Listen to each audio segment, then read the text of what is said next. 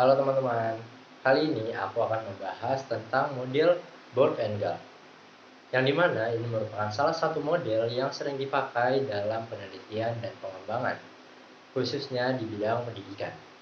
Nah, kalau kalian pernah dengar istilah Research and Development atau R&D, nah model Borg and Gall ini adalah salah satu acuan yang paling terkenal dan sering digunakan. Nah, di video kali ini kita akan bahas mulai dari pengertiannya, tujuan, langkah-langkahnya, kelebihan, kekurangan, sampai contoh penerapannya di dunia pendidikan. Jadi, simak sampai selesai ya.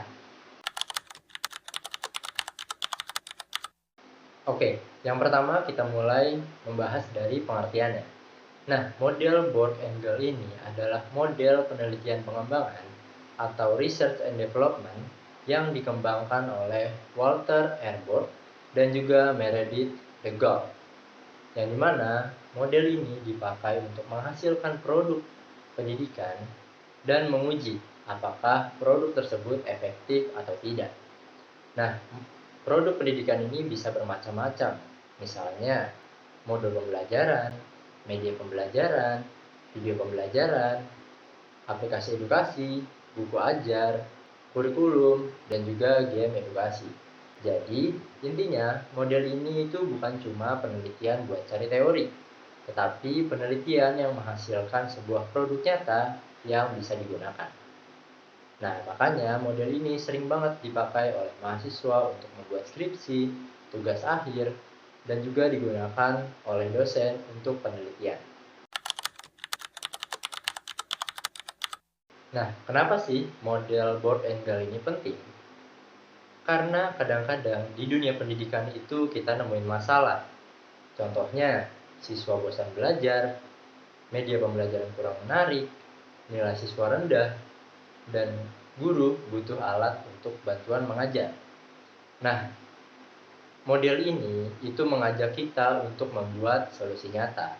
Contohnya, kalau misalkan siswa bosan belajar sejarah, ya kita bikin media game sejarah.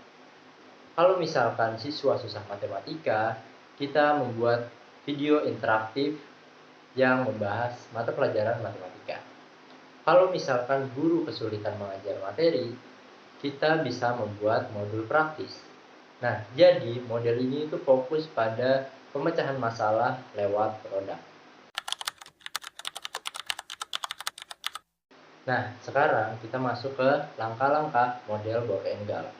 Nah, model Borg and Gall ini memiliki 10 langkah untuk versi lengkapnya. Nah, langkah yang pertama itu ada Research and Information Collecting, yang dimana langkah pertama ini adalah proses mengumpulkan informasi. Jadi di tahap ini kita mencari tahu masalah yang ada, itu melewati observasi, wawancara, angket, ataupun studi pustaka. Contohnya, ternyata siswa kelas 5 sulit memahami pecahan. Nah, berarti ada masalah yang perlu diselesaikan, yaitu agar siswa kelas 5 dapat memahami pecahan dengan mudah.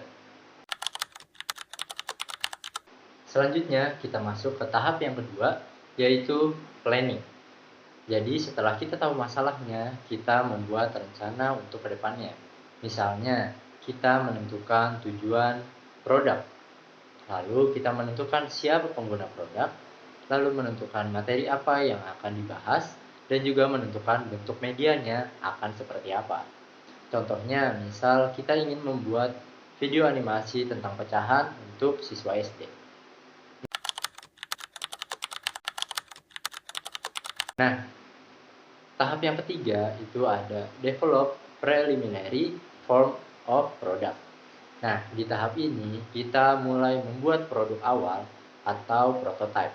Misalnya, kita membuat draft modul, desain aplikasi, video versi awal, dan juga media pembelajaran sederhana.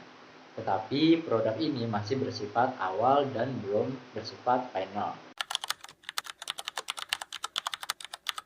Nah, selanjutnya kita masuk ke tahap yang keempat, yaitu preliminary field testing. Jadi, setelah kita membuat produk versi awal, kita uji coba ke kelompok kecil. Misalnya kita coba ke 5 sampai dengan 10 siswa. Nah, tujuannya untuk melihat apakah produk yang kita buat itu menarik atau tidak, mudah dipahami atau tidak, dan juga ada error atau tidak. Tahap yang kelima itu ada main product revision, yang dimana kalau ada kekurangan dari produk yang kita uji coba kecil ini, kita revisi. Contohnya, suara video kurang jelas, tulisan terlalu kecil, materi terlalu cepat. Nah, semua kekurangan-kekurangan yang kita dapatkan dari hasil uji coba ini, kita perbaiki.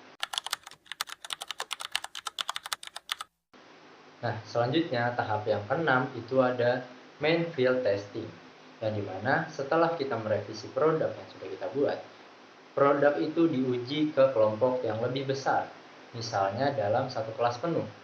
Nah, di sini kita melihat efektivitas dari sebuah produk. Pada tahap yang ketujuh, itu ada operasional produk revision, yang dimana kalau misalkan produk yang kita buat ini masih ada kekurangan, pada saat uji coba besar, kita revisi lagi.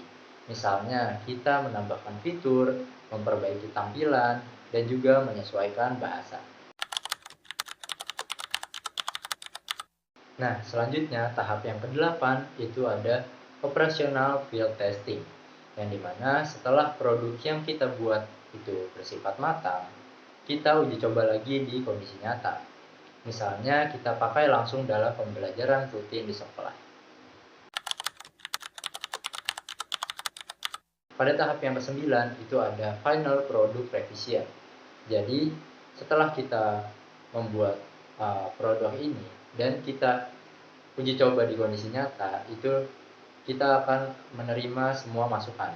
Dan setelah semua masukan itu terkumpul, kita buat revisi finalnya untuk penyempurnaan terakhir.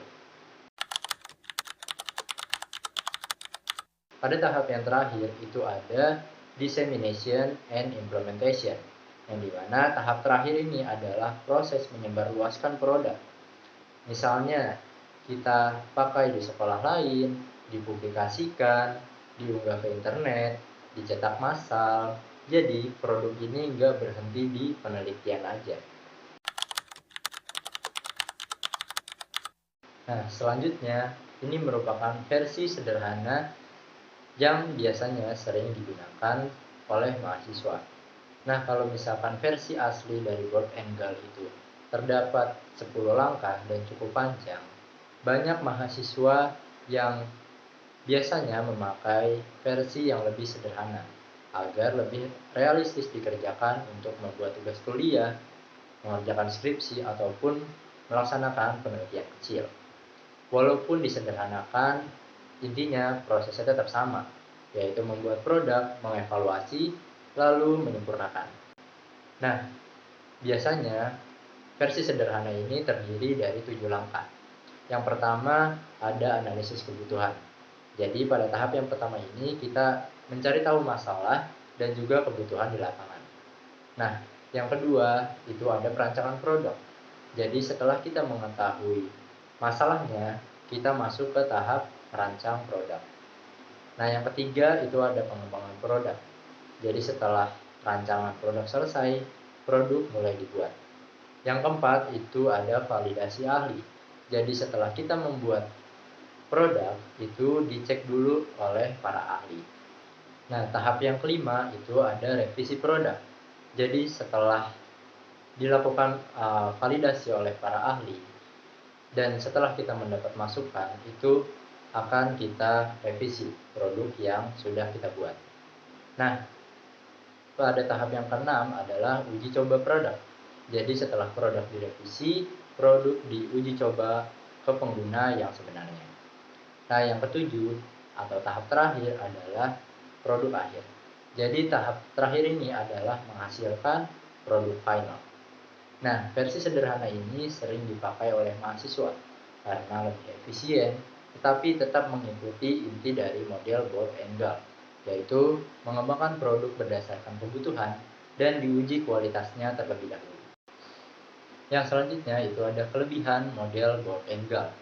Nah, untuk kelebihan model board and gall ini, yang pertama sistematis dan jelas. Jadi model ini memiliki langkah-langkah yang runtut dari awal sampai akhir. Yang kedua, fokus pada produk nyata. Jadi hasil penelitian itu bisa langsung dipakai. Nah, kelebihan yang ketiga itu ada proses revisi, yang dimana produk terus diperbaiki agar hasilnya lebih maksimal. Nah, yang keempat itu cocok untuk pendidikan, yang dimana karena pendidikan banyak dipakai untuk membuat media, modul, dan juga aplikasi belajar. Selanjutnya, kita akan membahas kekurangan model board and gall. Nah, selain kelebihan, tentu ada kekurangan untuk model board and gall ini. Yang pertama itu ada butuh waktu lama. Jadi, karena tahapannya banyak, untuk membuat produk itu akan memakan waktu yang lebih lama. Yang kedua, butuh biaya yang lebih besar, karena produk ini perlu diuji coba berkali-kali. Nah, kekurangan yang ketiga itu prosesnya yang lumayan rumit. Apalagi kalau misalkan penelitian ini dilakukan sendirian. Makanya, model book and gall ini sering disederhanakan. Nah, yang terakhir kita akan membahas contoh penerapannya. Nah, untuk model book and gall ini, contoh penerapannya itu ada. Misalkan seorang mahasiswa menemukan siswa SMP sulit belajar mata pelajaran IPA. Lalu, mahasiswa tersebut memakai model book and gall untuk membuat video animasi mata pelajaran IPA. Nah, untuk langkahnya sendiri itu ada survei kebutuhan siswa, lalu merancang video, lalu validasi oleh dosen ataupun guru, lalu uji coba ke siswa, setelah itu revisi, lalu membuat produk final. Dan juga hasilnya siswa bisa lebih tertarik dan juga nilai dapat meningkat. Nah, itu merupakan contoh nyata dari penggunaan model ini.